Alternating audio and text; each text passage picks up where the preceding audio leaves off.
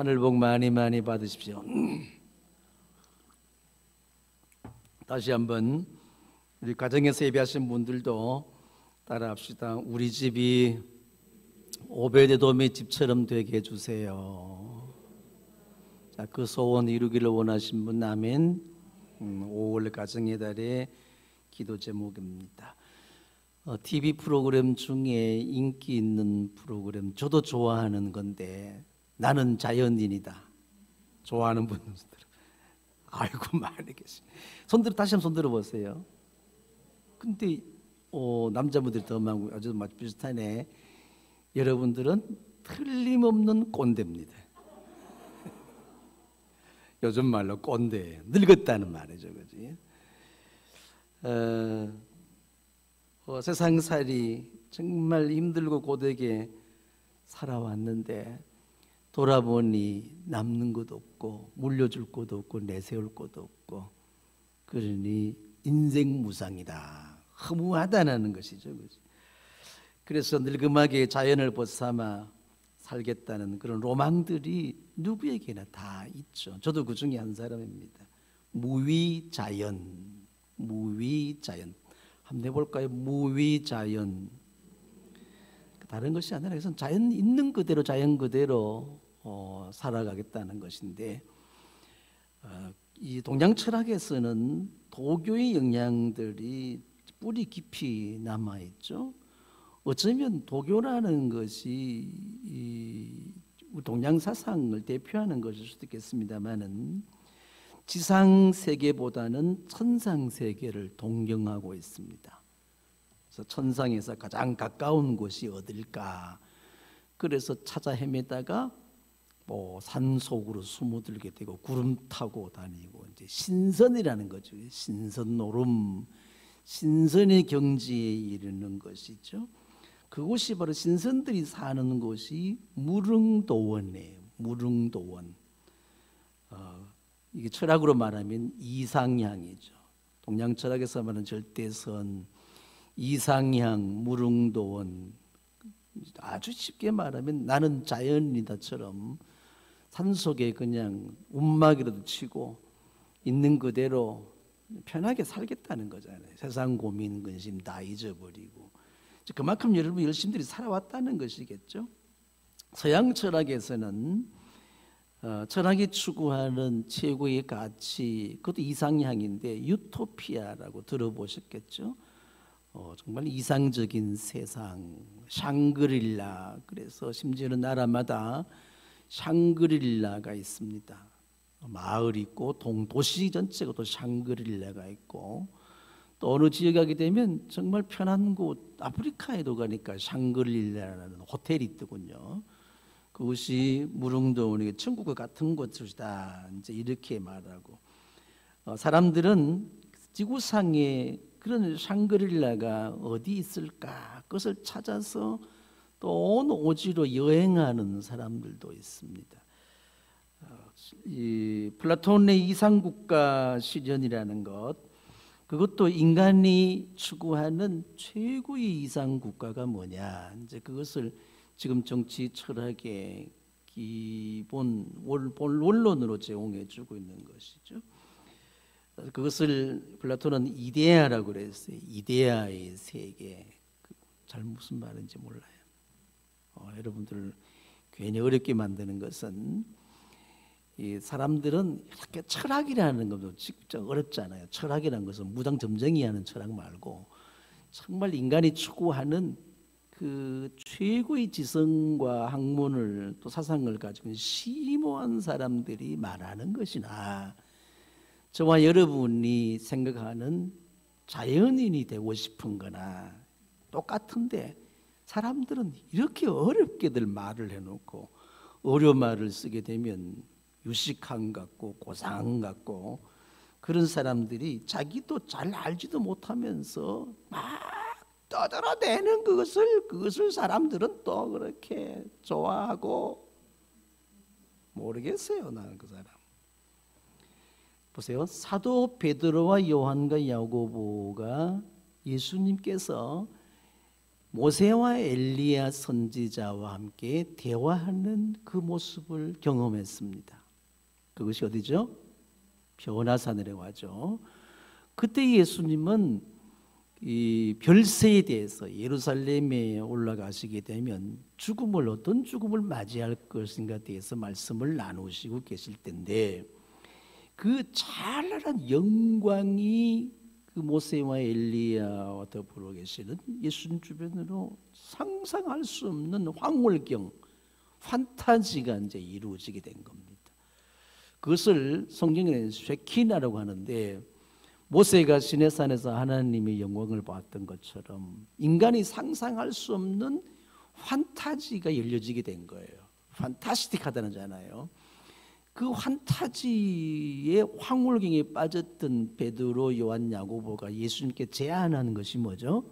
선생님, 우리 여기다가 초막셋을 지읍시다.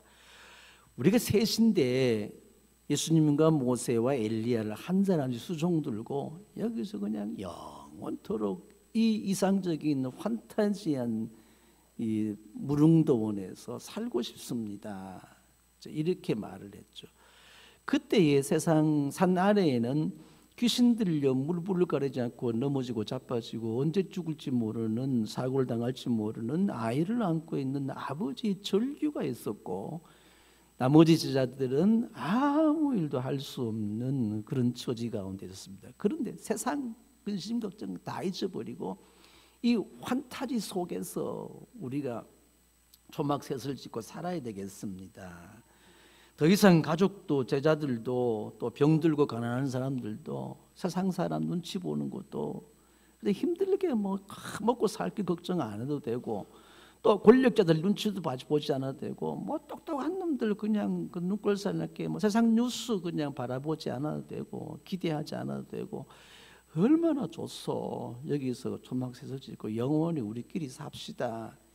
이것이나 동서 철학에서 말하는 것이나 그들이 바랐던 이상적인 세상, 무엇이 차이가 있어요? 누구나 예외일 수 없을 정도로 저와 여러분 또한 어떻게 하면 이 세상에 잘 먹고 잘 살까?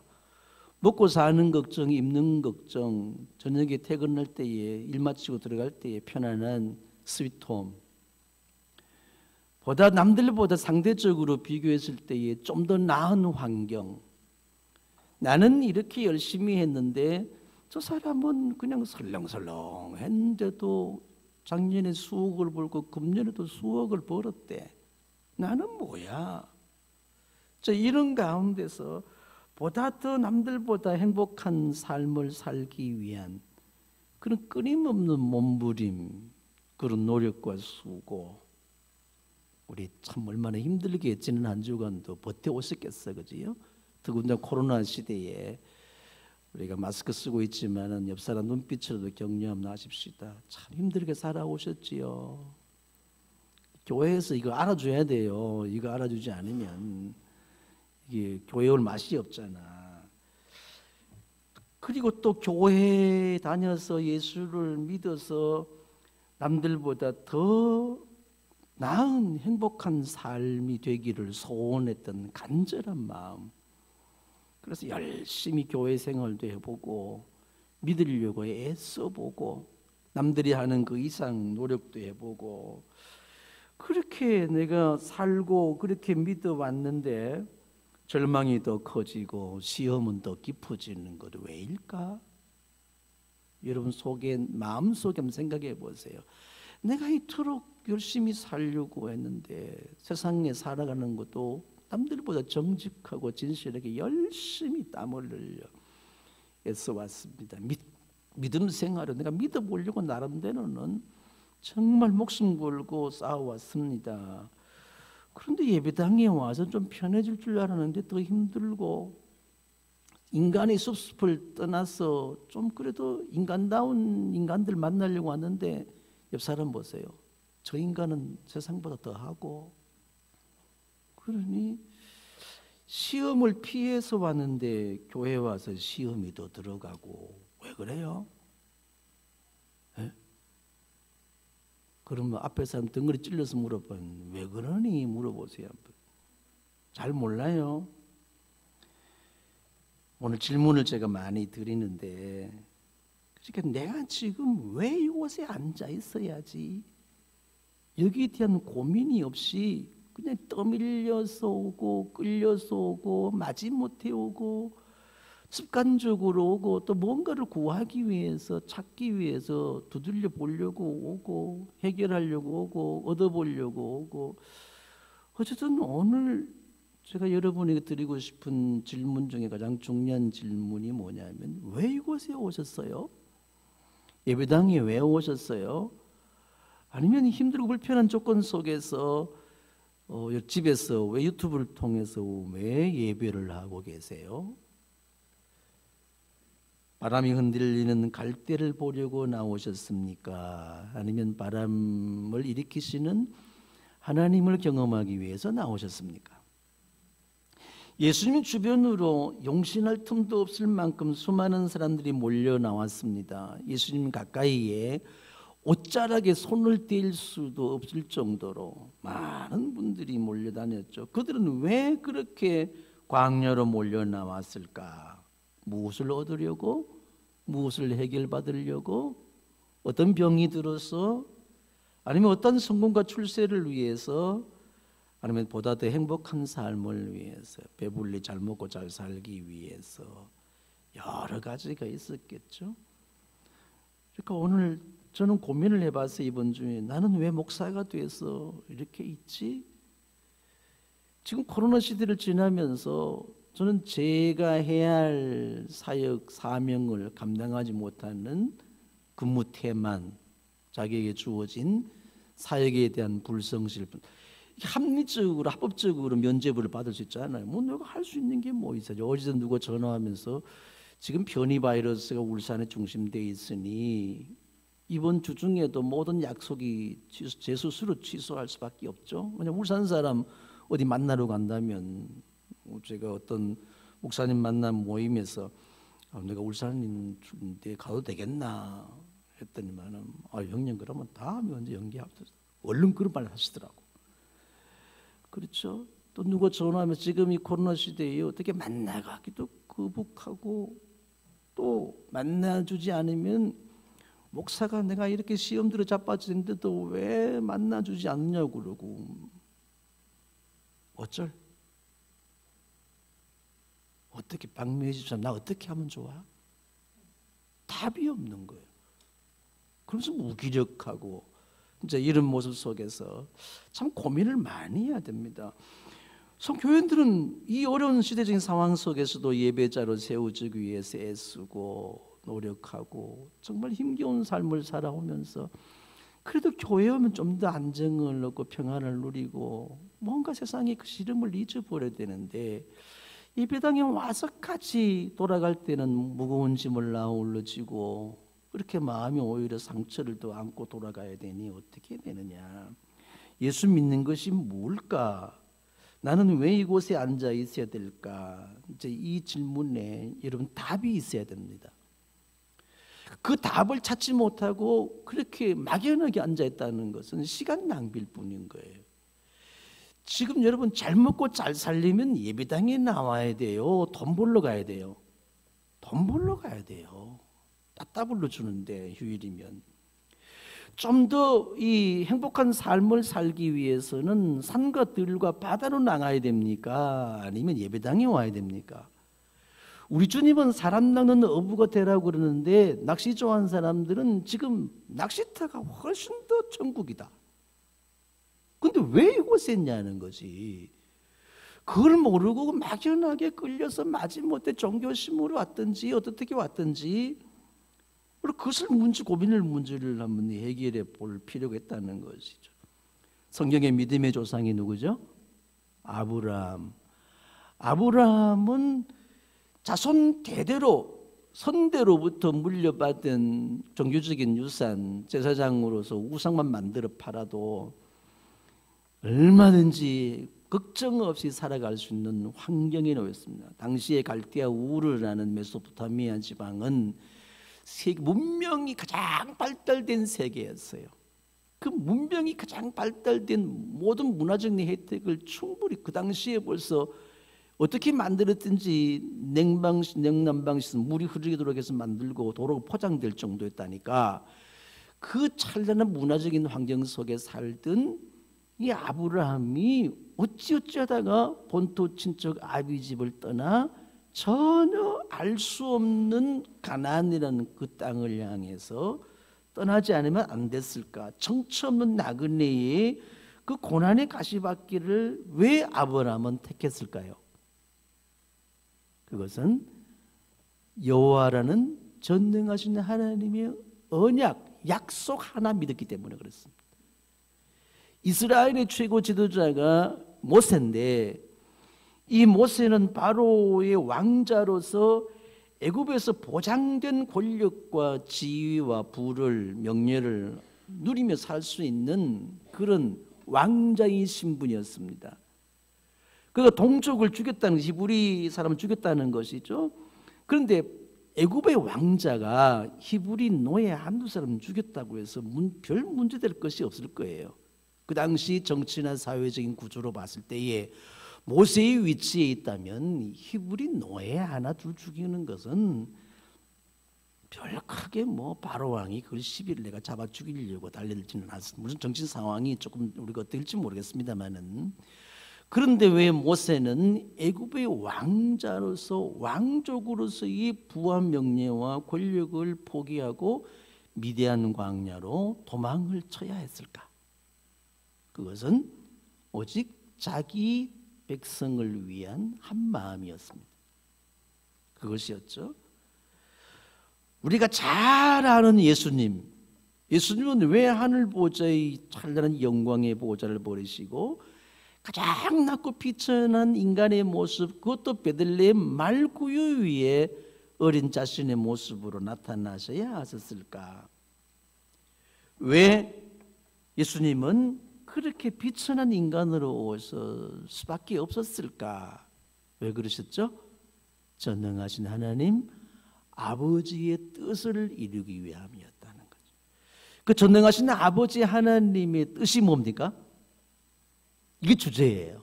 성경 전체의 주제가 뭐죠? 하나님 나라. 따라해 봅시다. 하나님 나라.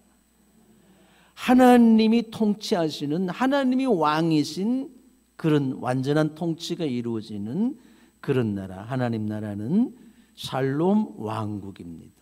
전쟁과 죽음의 두려움이 전혀 없는 완전한 평화의 나라죠. 이 하나님 나라를 성취하기 위해서 예수님은 그렇게 찬란한 영광의 보좌를 버리셔야 하셨다는, 아브라함, 모세, 예수님이 있죠. 여러분 시편 84편 10절 말씀을 한번 찾아보시기 바랍니다. 거기 자막에 비치는 대로 읽어보세요. 시작.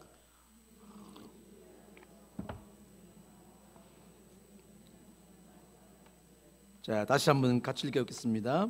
주님의 집 뜰 안에서 지내는 하루가 다른 곳에서 지내는 첫날보다 낫기에 악인의 장막에서 살기보다는 하나님의 집 문지기에 있는 것이 더 좋습니다.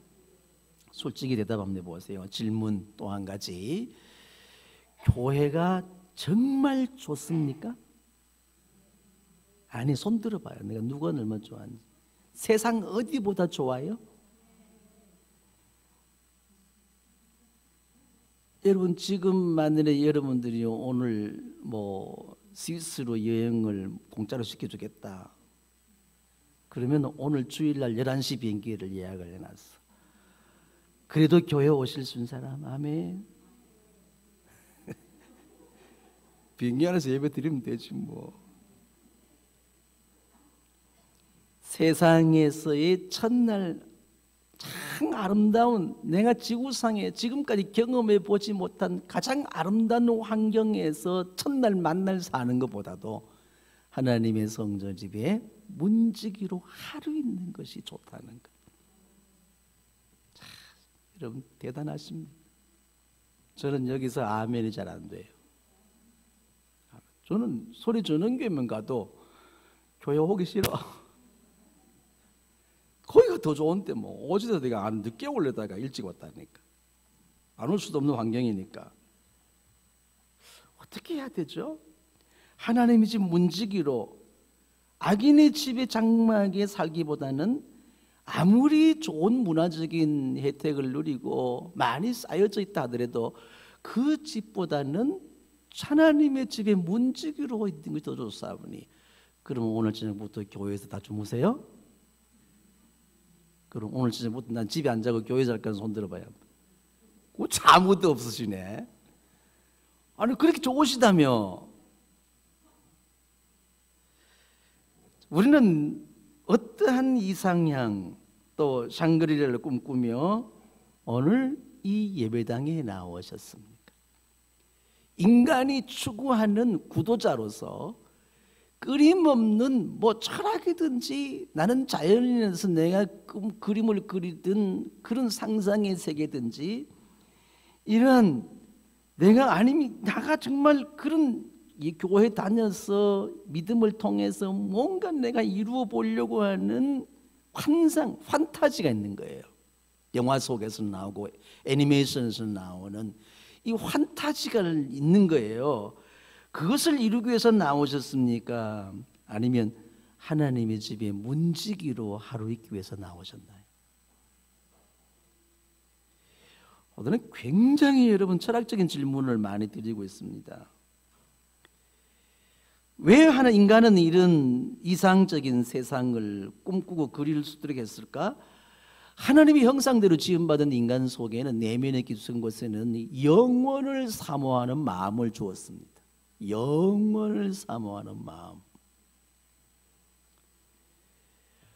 어디에서 잃어버린지 모르지만은 내가 뭔가 내게 또 정말 낙원이 있을 텐데, 아담과 하와가 범죄함으로 해서 잃어버린 신락원, 그 에덴 동산, 사람들이 추구하는 나름대로의 에덴 동산은 어디 있을까? 나는 교회와 예수 이름을 빙자해서 믿음이라는 것을 통해서 내가 한번 이루어 볼까? 그렇게 신앙생활 믿어보려고 몸부림치며 애쓰는 분들이 많다고 그랬어요. 믿음은 그대로 믿는 겁니다. 애쓰고 몸부림치는 건 믿는 게 아니에요. 그렇잖아요. 서울대학에 들어가려고 애쓰면 서울대학생이 되나요? 합격을 해야 되는 거지, 시험에. 그렇지 않아요? 우리가 애쓰고 수고하고 집을 바치고 생명을 드린다고 해서 구원받나요? 아니잖아요. 믿음으로 가는 나라, 하나님 나라인데. 내가 스스로 선택하고 집중하는 그 일, 그 바라는 그런 이상적인 세상, 무릉도원에 대해서 무엇을 남길 수 있겠냐는 것이죠. 오늘의 주인공 니고데모는 하나님 나라를 기다리는 자였습니다. 그렇죠? 구도자라고 그랬죠? 신실한 구도자였습니다.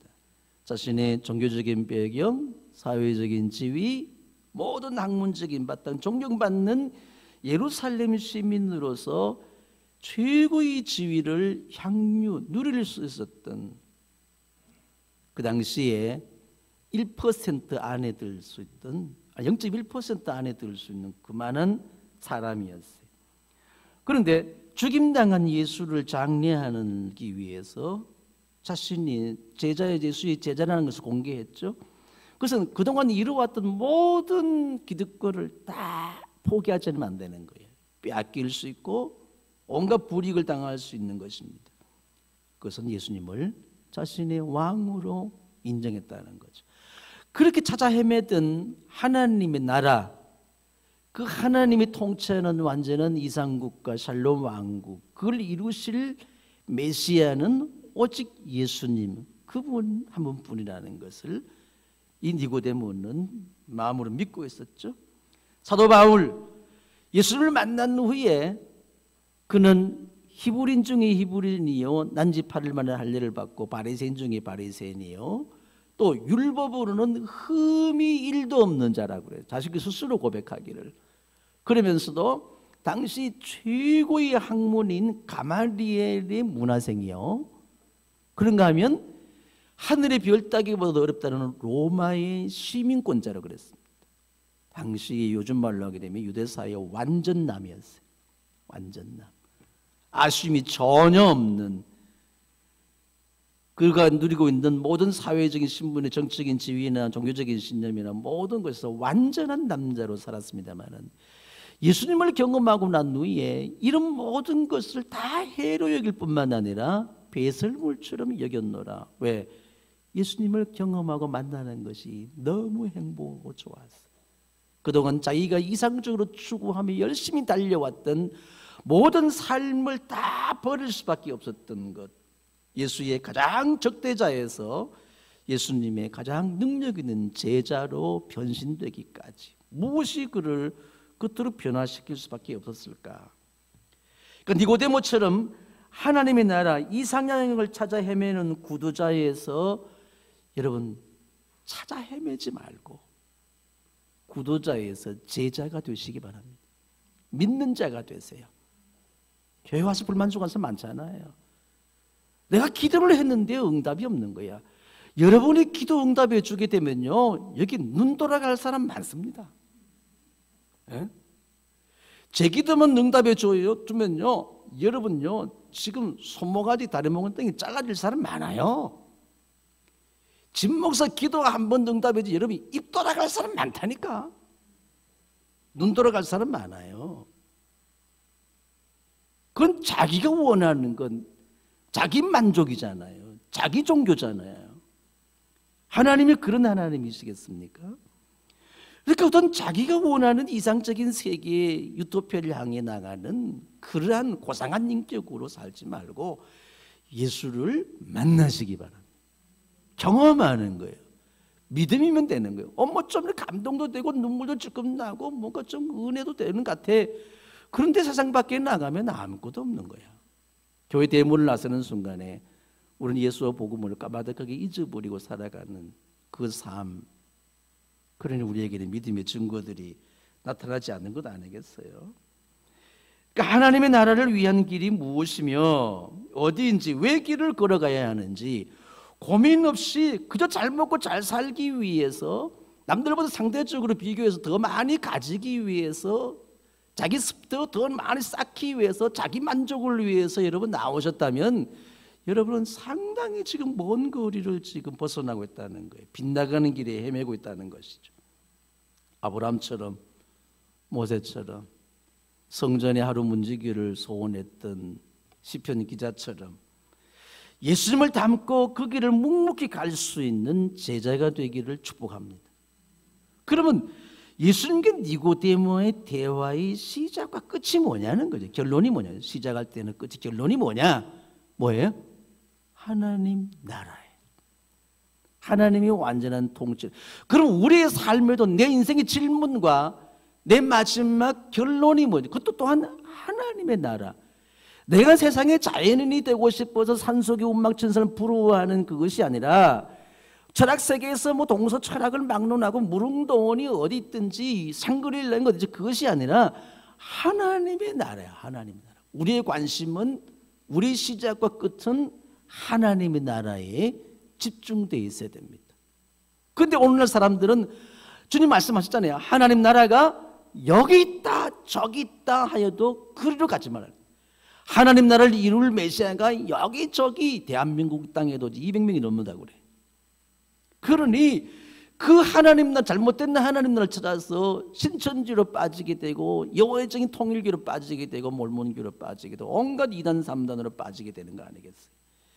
여러분이 지금 하나님, 여러분 자기가 생각하는 하나님의 나라예요. 그 하나님 나라가 맞지 않으면 다 싫어. 너! 내 마음에 안 들어.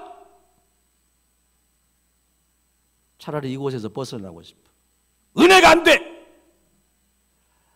아니 예수님 주변에 몰려든 사람들이 은혜 받고 몰려들었나요? 현상을 보고 몰려들었나요? 예수님 주변에 용신할 수 없는 틈이 없을 만큼 다가갈 수 없을 만큼 수많은 무리들이 말씀의 은혜 받기 위해서 모였나요? 문제 해결하기 위해서 모였나요? 은혜 받고 하나님 나라 위해서 모인 사람 별로 없어요. 다 자기 인생의 문제를 해결하기 위해서 오지. 하나님 나라 기대하는 사람도 주님이 원하는 하나님 나라가 아니라 자기들의 왕국입니다. 그래서 저들 사이에도 누가 큰 자가 되겠냐는 이 끊임없는 권력 투쟁을 일삼고 있다는 겁니다. 여러분은 지금 왜 이곳에 예배당에 앉아 있습니까? 왜 그토록 자신을 속이면서까지 거룩한 예배자로 위장을 하고 있냐 말이에요.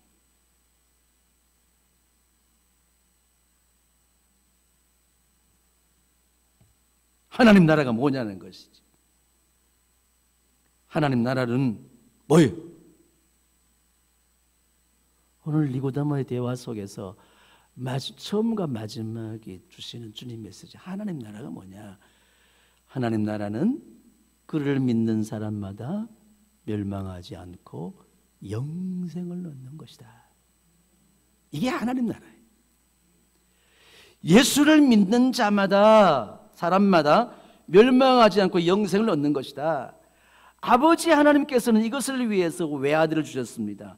하나님께서 세상을 이처럼 사랑하셔서 독생자 외아들을 주셨다는 것이지. 하나님 나라는 영생이에요. 영생. 영원히 사는 것. 멋있잖아요, 이게. 지금까지 내가 생각한 것은 무릉도원 샹그릴라, 이게 하나님 나라인 줄 알아. 내게도 그걸 주십시오. 꿈에도 오매불망 그걸 원하는 거야. 그래서 자연인만 나오면 나는 그걸 봐야 돼. 손자 손녀도 텔레비전 채널 돌리면 난리나. 무엇이 차이예요? 영생을 얻기 위해서 보세요. 제가 지금 쓰고 있는 성씨가 있어. 이 성의 시조가 중국 서안에 가게 되면요, 여러분 저를 무시하지 마세요. 저희 우대 조상이 상상할 수 없는 왕국. 그래서 영생불사, 그걸 위해서 불로초를 구하려고 어디까지 사람을 보냈죠? 우리나라의 제주도까지 사람을 보냈다는 전설이 있습니다. 진시황. 누구든지, 여러분 보세요. 동양 철학에서 말하는, 도교에서 말하는 영생불사, 신선은 몇 년 살죠? 나이도 없어. 손오공의 나이가 있나요? 좀 더 그런 영향인데 나이도 없어요. 그 밑도 끝도 없이 그 살아가면서 영생하는 것. 아니 머리 허옇길래 가지고 그냥 산에서 무릉도에서 영생하는, 복숭아 따먹고 사는 데는 무슨 재미가 있겠어. 근데 그걸 원하는 거야. 어떤 목사님이 귀한 어른들을 찾아가서 큰절을 하고 덕담을 나눈다고 하시는 말씀이 있어요. 어르신, 더도 말고 돌도 말고 백수하세요. 건강하게 백수하세요. 그렇게 우리도 지금 저와 여러분 그런 말을 하면 참 고맙다, 감사하다 그렇잖아. 근데 이 어른이 갑자기 내 심통에 나가 돌아앉더래. 그래서 그걸 내가 뭐 잘못했나, 아무리 생각해도 이해가 안 돼. 밖에 나가다가 집안 사람 물어봤대. 그 어른이 요즘 좀 노만기거든. 왜 그렇게 내가 백수하시라는데 그렇게 화를 내고 돌아왔냐니까. 이보시오, 우리 어른이 내년에 100살이요. 내년에 죽으라는 말이잖아. 백수, 천수하세요, 만수하세요. 여러분 원컨대 만수무강하시기를 바랍니다. 만세까지 살라는 거잖아. 만수무강. 이게 영생, 인간이 말하는 영생이라는 거예요. 영생. 근데 영생이, 영원한 지옥 불못에서 영생이 있고 영원한 천국에서 영생이 있다는 사실을 사람들은 모르는 거예요. 영생을 얻기를 원하는데 하나님 나라는 영생이라는 것이지. 그것을 위해서 외아들, 독생하신 아들을 보내셨고 이 아들 예수를 통해서만 이루어지는 것이 영생입니다. 하나님 나라가 이루어지는 것. 그 하나님 나라, 하나님의 완전한 통치인 샬롬 왕국에서 영생을 얻는 거예요. 영생. 이 땅에 살아가는 동안에 힘들고 어렵게 고된 삶을 살고 지금 때로는 절망의 한숨을 쉴지 모르지만 아니요, 여러분은 영생으로 들어오셨습니다. 이것이 하나님 나라를 이루고 가고 계시는 거잖아요. 영원한 하나님 나라, 이것을 위해서 예수님은 세상에 빛으로 나타나셨다. 빛으로. 왜냐하면 세상은 어둠의 세상 주관자는 누구죠? 사탄 마귀가 지배하는 어둠의 세상인데 하나님이 본래 목적하셨던 이 세상, 사탄이 지금 죄가 들어와 사탄을 차지한 세상에 어둠의 세상에 이 세상을 회복시키기 위해서는 뭐가 필요하죠? 어둠 반대는 빛이 필요해요. 그래서 빛의 본체 대신 그 하나님 당신이 예수님이라는 육체를 입으셔서 이 세상에 빛으로 던지는 거예요. 그 빛이, 그래서 교회가 뭐죠? 세상의 어둠 세상에 빛인 거예요. 여러분 속에 비춰진 예수님 빛이 뭐죠? 여러분을 통해서 세상의 이웃들에게 밝히 비추신 빛이 되어야 되는 거예요. 빛이 비춰지게 되게 되면 어둠에 가려워져 있던 모든 것이 낱낱이 드러나게 되어 있습니다. 여름에 해변가에 갔을 때에 거기에 크고 작은 돌들이 있는데 그 모래사장에 박혀져 있는 돌 하나를 들쳤어. 들춰냈더니 그 안에 또아리벌레, 바퀴벌레 같은 게 요만한 거 많잖아요. 그래서 어둠 속으로 쫙 순식간에 숨어버리고 말더라고. 자, 이 세상의 어둠 속에 사는 사람들은 빛을 좋아할까요? 싫어할까요? 싫어하죠. 빛은 드러나게 되니까. 자기 정체를 폭로시키는 거니까. 근데 오늘 말씀 보게 되면 참 재미나는 말씀이 있어요. 여기 그를 하나님이 있어서 이 19절 말씀, 그 정전이 이것이니 곧 빛이 세상에 왔을 때 사람들이 자기 행위가 악함으로 빛보다 어둠을 사랑하는 것이라. 20절 읽어보세요. 악을 행하는 사람마다 빛을 미워하여 빛으로 오지 아니하나니 이는 그 행위가 드러날까 함이다 그랬습니다. 오늘 그 빛이 들어와서 모든 어둠으로부터 해방되어야 되는데 21절 말씀에 세 번역이 보게 되면 누구든지 이 빛 안으로 들어오기만 하면 영생을 얻습니다. 그 다음 읽어보세요. 그러나 진리를 행하는 사람은 빛으로 나온다. 그것은 자기 행위가 하나님 안에서 이루어졌음을 드러내려는 것입니다.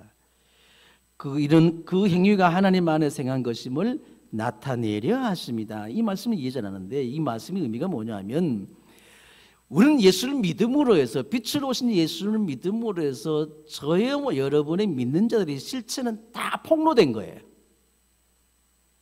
회개했어요, 안 했어요? 우리는 회개의 눈물 콧물을 흘리며 예수님이 십자가의 보혈로 덮어주고 감싸주어서 우리가 죄가 드러나지 않는 것이지, 우리가 내가 알고도 지은 죄 모르고도 지은 죄, 여러분이 기도하는 것처럼 그 모든 죄는 주님의 십자가의 보혈로 다 용서받았습니다. 죄 사함 받은 거예요. 내 어둠이 뭐죠? 어둠 속에 가려워져 있던 죄와 허물들이 예수님의 빛과 믿을 때에 낱낱이 드러나게 된 거예요. 이해되시면 아멘. 그러니까 여러분들 세상 살아갈 때에 내일 출근해서 똑같은 짓을 해도 나는 양심이 같이 괴롭고 그 사람 뭐죠? 떳떳하게 된 이유가 뭐죠? 그 빛이 나는 자신 드러나게 됐어요. 빛에 드러나게 된 거. 그 사람은 어둠 속에 있기 때문에 드러나지 않는 거예요. 잘 이해하셨어요? 그런데 내 죄와 허물이 주홍같이 붉고 진홍같이 이 붉은 죄라 할지라도 주님은 다 이 용서해 주신 십자가의 보혈을 덮으시고 용서해 주신 겁니다. 그 내 숨은 죄까지 드러나지 않는 것이 있을까요, 없을까요? 진리의 빛이 내 안에 비춰짐으로 나는 그것을 빛을 예수님의 빛으로 인정을 하게 된 거야. 나를 구원하실 빛으로, 나를 구원하실 하나님 나라를 성취하실 메시아로 인정하거든. 그 나의 왕으로 인정했을 때에 내 속 사람의 부끄러운 숨은 모든 죄까지 다 드러나게 된 거예요. 그런데 부끄러워 고개를 들고 다닐 수 없는 처지지만은, 당장에 저주받아 벼락맞을 처지지만은, 하나님은 예수님 믿는 믿음의 그 이름을 핏값으로 가리웠어. 더 이상 보지 않아. 아멘. 내 죄는, 허물은 다 공개된 거예요. 이해했습니까? 그래서 우리는 주님 앞에 나와서 또 죄 지으면 또 죄를 공개하는 거예요. 또 공개하는 거예요. 회개하고 후회하고 뉘우치는 거. 그때에 하나님이 네 죄를 네가 아나? 나도 알지. 그러나 내 독생자 외아들 예수의 피가 그 죄를 다 가리웠다. 그래서 내가 너의 죄를 용서했다. 죄사함의 권세입니다. 이게. 지난날 지은 죄 과거의 죄, 오늘 내가 짓고 있는 것까지, 아니 미래에 내가 지을 죄까지 하나님은 용서해 주셨어. 아, 그러면 죄지도 괜찮겠네, 이렇게 생각하는 게 여전히 어둠의 자식이요. 보세요. 아이들을 내 모습으로 내가 아이를 기를 때에 지난날 어제까지 잘못한 거 용서했어야 안 했어요? 또 오늘 지금 잘못해도 용서할 거야 안 할 거예요? 그 똑같은 잘못을 내일 모레 1년 후에 할 것 한다면 내가 용서해 안 해? 너는 족보에서 빼버린다, 안 하잖아요. 용서해야지, 그지? 아버지 하나님은 그런 용서의 하나님. 그런데 빛이 세상에 독생하신 아들 외아들이 와서 하나님 나라를 이룰 성취하시려고 오셨는데 어둠에 속한 사람들은 빛을 싫어한다고 그랬어요. 빛을 싫어해서 어둠 속으로 숨어버리는 거예요. 자기의 정체가 탄로나고 폭로되니까 숨어버리는 거예요. 지금 보세요. 교회를 대적하는 악한 세력들, 교회를 적폐의 대상으로 생각하고 성경의 가치를 부정하고 하나님의 존재를 부정하는 이런 모든 세상의 존재들, 가치, 새 사람들 보세요. 이 사람들이 왜 교회를 공격하고 있어요? 자기 빛이 비춰줌으로 해서 자기들의 죄와 허물이 낱낱이 드러나니까. 그러면 자기들이 죄악의 행위를 들춰내는 빛을 싫어해. 악한 행위가 드러날까 봐. 그래서 여전히 어둠의 세상으로 숨어버려. 어둠의 세상 주관 마귀의 뒤로 숨어버리고 마는 거예요. 제가 손자 손녀를 키우다 보니까 벌써 우리 이슬임들도 돌같이 났는데 요즘 눈치가 빠르잖아요.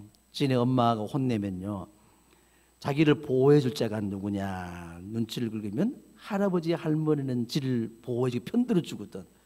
그러면 할아버지 할머니 뒤로 숨어. 우리 애들 키우면 그러잖아. 딱 숨어, 등 뒤로 숨어. 보일까 말까 고개를 내밀고 눈치를 보는 거예요. 이 세상의 어둠의 세상에 속한 악한 사람들이, 악을 행하는 사람들이 자기를 폭로시키지 않고 빛이 두려워서 어둠 속으로 숨어버리고 사탄 마귀의 등 뒤에 숨어 있다는 거예요. 이해되시면 아멘. 그들은 이미 심판받은 자요, 그들은 이미 멸망당한 자라는 거야. 지금 이 말씀을 하고 있는데 그들은 하나님 나라에 들어올 수 없는 자예요. 그런데 독생하신 아들 외아들은 세상을 심판하러 오신 심판주가 아니라 세상을 구원할 구원자로 오셨다. 그 어둠에 속한 사람들, 여전히 어둠을 좋아하고 자기 정체가 드러나지 않기를 원하는 그런 사람들, 마귀 사탄의 등 뒤에 숨어서 자기를 단로시키지 않으려고 했던 그런 사람들까지라도 구원해 내라는 거예요. 그 사람들까지라도 하나님 나라에 영생받을 대상으로 삼았던 분이 예수님이에요. 그분이 하나님이라는 거예요. 그것이 바로 뭐죠? 하나님이 당신의 독생하신 외아들을 십자가에 못 박혀 죽였던 그 무지막지한 마귀 사탄의 대가 우두머리들도 이처럼 사랑한 거예요. 이게 이처럼 사랑해요. 하나님이 세상을 이처럼, 교회를 대적하고 자기를 주적으로 생각하고 자기를 죽이고 테러를 하고 폭력을 행하고 온갖 악법을 만들어서까지 족쇄를 채우려고 하는 이 악의 세력들, 그들을 위해서도 죽으셨다. 그래서 하나님이 세상을 어떻게? 이처럼 사랑합니다. 이처럼. 그렇게 해서 이루시려고 하는 것이 하나님 나라.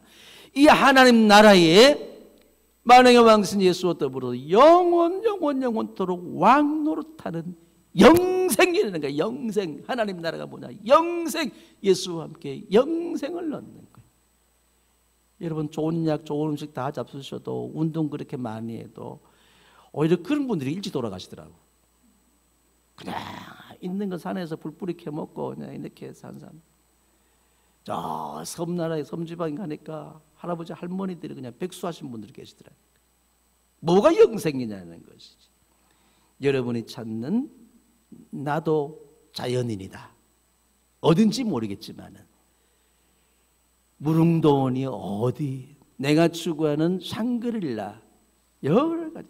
그것이 하나님의 나라, 니고데모가 찾던 하나님 나라, 베드로 요한 야고보이 보았던 환타지의 그런 세상, 찬란한 영광의 세계 속에서 그곳에 머물러 있는 것이 아니라, 우리는 예수님과 바티모 니고데모의 대화의 시작과 끝이 하나님의 나라라면 그 하나님 나라가 무엇이냐는 것에 대해서 분명히 우리가 믿음으로 바라봐야 돼. 그리고 그렇게 그 하나님 나라가 그것으로 이해될 때에 예수님이 그 하나님 나라를 위해서 찬란한 하늘나라의 영광의 보좌를 버리셨어요. 아브라함은 그 하나님 나라 위해서 본토 친척 아비 집을 떠날 수밖에 없었던 거예요. 모세는 그 하나님 나라를 위해서 애굽의 왕권을 왕자의 그 온갖 부귀영화 공명권을 포기하고 미디안 광야로 도망칠 수밖에 없었던 거예요. 수많은 선지자들과 수많은 제자들이, 바울은 그 하나님 나라를 이루기 위해서 자기 모든 기득권을 다 내려놨어요. 니고데모는 자기가 찾던 하나님 나라가 아니라 예수님을 통해서 성취하실 그 하나님의 완전한 그 나라를 위해서 자기 모든 걸 다 버렸어요. 여러분들이 찾는 이상적인 나라, 그 하나님 나라는 무엇입니까? 잘 먹고 잘 살기를 원하는 것입니까? 지금 이곳에 왜 앉았냐는 것이죠. 그때에 그 메시아 왕국, 하나님 나라, 주님이 메시아로서 메시아 왕국을 줄 때에 전쟁과 죽음의 두려움이 전혀 없는 완전한 평화가 이루어지는 것. 평화. 오늘 그 영생을 향해서 나아가는 하나님 나라의 주인공인 저와 여러분이라면 이 시간 전능하신 하나님과 그 외아들 예수 그리스도로 말미암는 샬롬이 임할 줄로 믿습니다. 내 환경, 내 건강 상태, 내가 주는 재정 상태, 집안 문제, 모든 문제투성이 인간의 고뇌 가운데 있고 힘들고 어려운 길을 걸어간다 할지라도 하나님 나라가 이루어진다면 그 영생의 그 축복, 그것이 멸망의 영생이 아니라 심판의 영생이 아니라 주님과 더불어 완전한 평화를 누리는 샬롬, 그 은혜, 그 은혜로 말미암는 평화, 이 시간 여러분 속에 그 평화가 임해야 되는 거예요. 이게 뭐죠? 하나님의 나라예요. 하나님의 통치가 준 하나님의 나라. 지금 여러분을 불안하게 하고 근심하게 하고 짜증나게 하고 스트레스 받게 하고 우울증이 시달리고 하는 건 왜 그래요? 이 어둠의 세상 주관자, 어둠 속으로 숨어들기 때문에 그런 겁니다.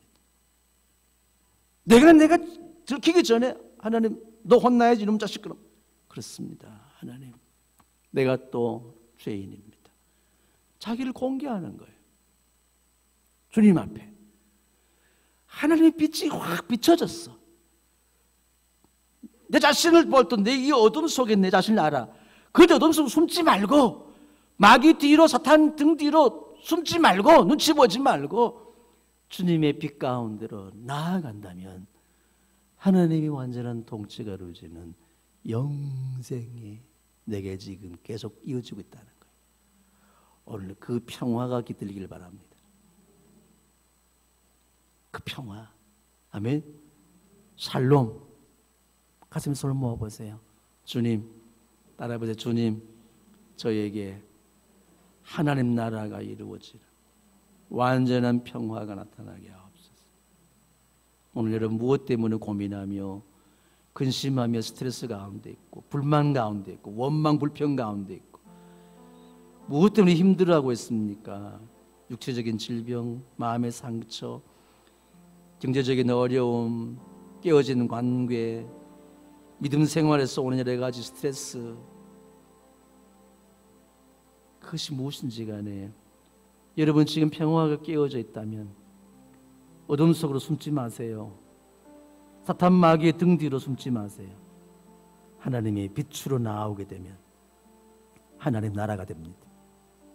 오늘 그 빛이 여러분 속에 비춰지고 있습니다.